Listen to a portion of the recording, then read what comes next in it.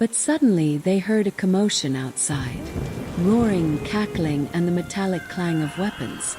The sounds grew louder, closer.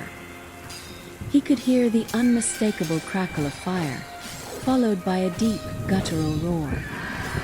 He knew the roar was familiar, but he could hardly tell from the blasted rain. The air was thick with the smell of smoke. Shrieks of pain echoed from outside, punctuated by the roar of flames. He wanted to go outside, but was scared of leaving his daughter and the princess alone, for he knew not what was to come. A moment later, he heard a piercing scream, followed by a chilling silence. A shiver ran down her spine. He knew something terrible had happened. All he could hear now was the distant sounds of the storm and the eerie silence that has settled over the woods. The air was thick with smoke, the floor littered with the charred remains of 4 fallen enemies, each bearing the insignia of the pyre. As soon as he was a safe distance from the hideout, he conjured a fireball in his hands, the heat intense against his skin.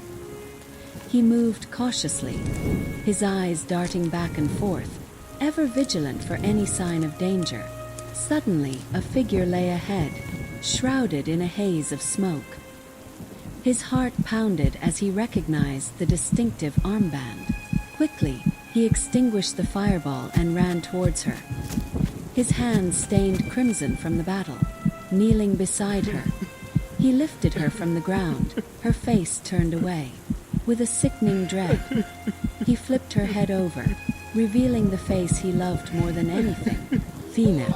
Her eyes were closed, her skin pale and marred by